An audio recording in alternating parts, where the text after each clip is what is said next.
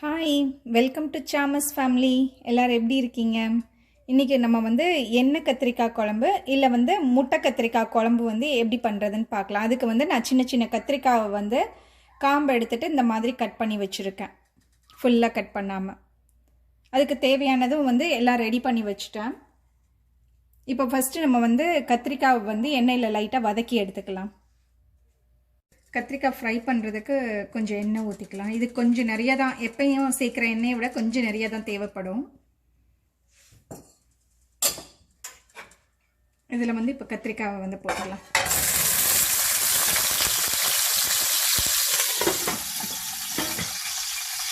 லைட்டாக தண்ணி இருந்தால் ரொம்ப கத்திரிக்காய் லைட்டாக தண்ணி இருக்கிறனால தெரிக்கும் கொஞ்ச நேரம். அதனால் போட்ட உடனே லைட்டாக மூடி வச்சுருங்க. அதுக்கப்புறம் அந்த தெரிக்கிறது கொஞ்சம் கம்மியானோன்னே கொஞ்சம் வதக்கி விட ஆரம்பிச்சுக்கலாம்.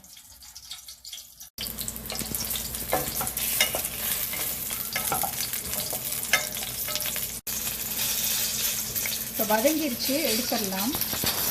நிறைய பேர் இதை வதக்காமலும் அப்படியே குழம்புல சேர்ப்பாங்க, அதுவும் நல்லா தான் இருக்கும். ஆனால் கொஞ்சம் எண்ணெயில் லைட்டாக அந்த வதக்கிட்டு சேர்த்தா ரொம்ப டேஸ்டியாக இருக்கும். இப்போ கத்திரிக்காய் வதக்கின அதே எண்ணெயிலே கொஞ்சம் கடுகு போட்டுடலாம்.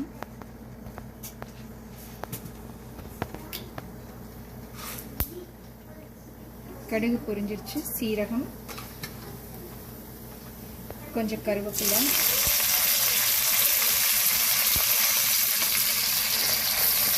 கட் பண்ணி வச்சுருக்க ஆனியன் சேர்த்துக்கலாம்.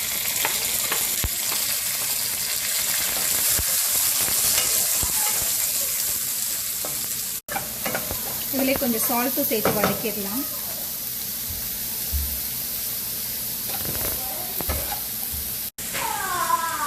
இப்போ வெங்காயம் நல்லா வதங்கிருச்சு. ஒரு ஸ்பூன் ஜிஞ்சர் கார்லிக் பேஸ்ட் சேர்த்துக்கலாம். இப்போ இதுவும் பச்சை வாடை போகிற அளவுக்கு வதக்கிட்டு தக்காளி சேர்த்துடலாம். இப்போ ஜிஞ்சர் கார்லிக் பேஸ்ட் அந்த ஸ்மெல்லும் போயிடுச்சு, தக்காளி சேர்த்துடலாம்.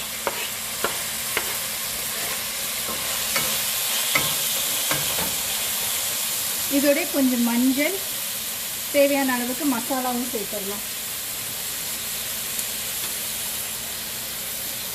மஞ்சள்,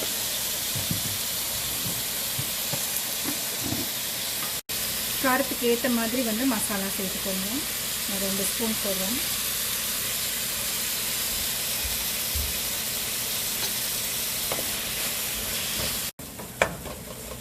அதில் லைட்டாக மட்டும் தண்ணி ஊற்றி இந்த தக்காளி நல்லா மேஷ் ஆகிற அளவுக்கு இது குக் ஆகணும். அப்போ தான் இந்த கத்திரிக்காய் குழம்பு ரொம்ப டேஸ்டியாக இருக்கும். கொஞ்சமாக மட்டும் தண்ணி ஊற்றிட்டு இதை மூடி வச்சு நல்லா எண்ணெய் பிரிஞ்சு இந்த தக்காளிலாம் மேஷ் ஆகி வர வரைக்கும் குக் பண்ணிக்கலாம். அதுக்குள்ளே நம்ம சைடில் அந்த தேங்காய் எடுத்து வச்சுருந்தோம்ல அரைக்க, அதை அரைச்சிடலாம்.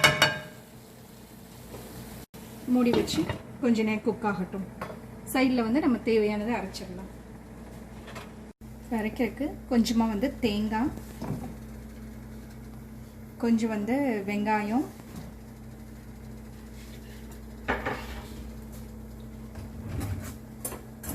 இதோட கொஞ்சம் சீரகம்,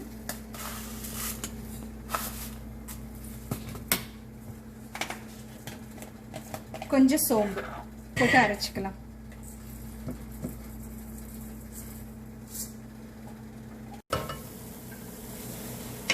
மசாலா பாருங்கள், நல்ல தக்காளி நல்ல ஸ்மாஷ் ஆன மாதிரி ஆயிடுச்சு. இந்த அளவுக்கு குக் ஆனதா கிரேவி நல்ல டேஸ்டியாக இருக்கும்.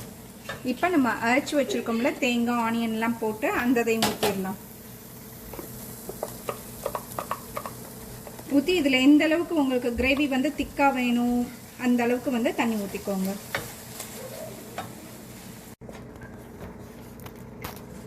இப்போ இந்த அரைச்சி அது ஊற்றி அந்த ஒரு ரா ஸ்மெல் போனோன்னே கத்திரிக்காவையும் சேர்த்துக்கலாம். இப்போ நல்லா 2 கொதி வந்துருச்சு. இப்போ நம்ம ஃப்ரை பண்ணி வச்சுருக்க கத்திரிக்காவையும் இதில் சேர்த்துடலாம்.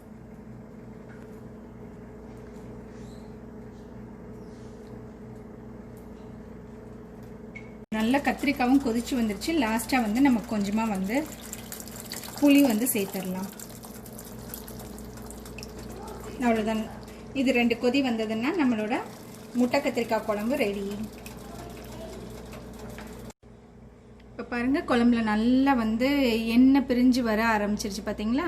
இப்போ வந்து குழம்பு ரெடி ஆயிடுச்சுன்னு அர்த்தம். இப்போ வந்து நம்ம கட் பண்ணி வச்சுருக்க கொத்தமல்லியை வந்து மேலே தூவி விட்டுக்கலாம். அவ்வளோதான், நம்மளோட முட்டை கத்திரிக்காய் குழம்பு வந்து சூப்பராக காரசாரமாக கமகமான்னு ரெடி ஆயிடுச்சு.